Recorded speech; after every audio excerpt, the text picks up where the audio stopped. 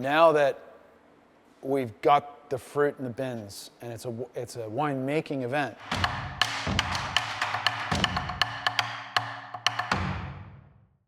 now you've got your foods and they're all on the countertop for you, and it's time to execute the recipe.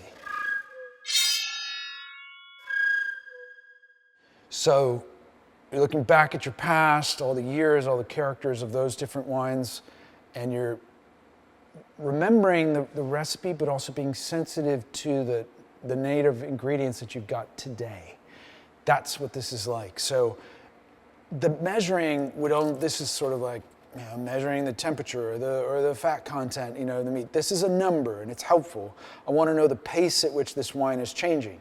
It's down 2% in its sugar, 2.5% or so. So it's begun its fermentation for real.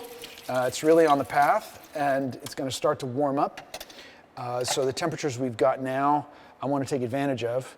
The sugar to alcohol exchange is exothermic, so it's a massive amount of potential energy. I've got a lot of potential energy in the sugar right now to use to create heat. And heat, time, and mixing are my three great tools in red wine making. The colder the ferment, the temperature of the ferment is going to drive character. The length of time that I spend with the grape skins is going to drive character. And the amount of time and the amount that we mix and agitate and rehomogenize the wine is going to drive character. So I'm going to use all three in a ratio, day by day, to do the process. So this is the process of being the cook at the stove. Now I've got the raw ingredients, and I'm going to transform them, based on my recipe, into the expression of this beautiful raw foods that we've been given from nature. And that's the creative effort.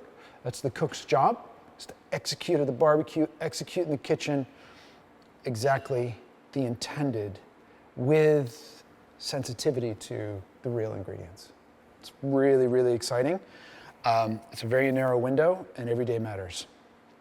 Every hour matters, and I'm going to be guiding this as you would, your favorite foods, right to that ideal path. And then again, that moment of saying, there we are, we're ready.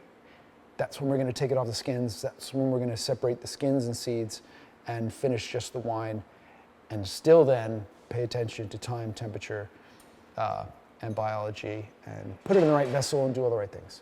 But right now we're at the beginning. So here we go. Next thing I'll do, now that I've got the measure, I know the pace of which we're moving, I'm going to go and mix the wine and be sensitive to how it feels and the density, the texture of the wine. Having punched down 35 vintages, I know what Cabernet Sauvignon feels like, and the thicker it is, the bigger the potential of the vintage. So here we go.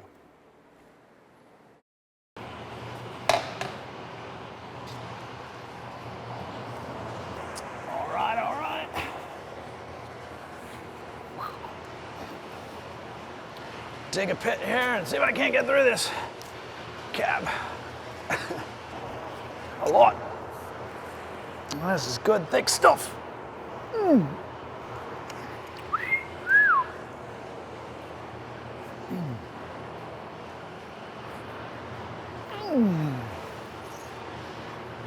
Oh, yeah, this Cabernet is going to be a powerhouse.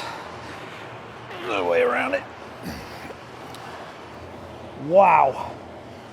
I can feel this tank is 2/3 almost filled with skins.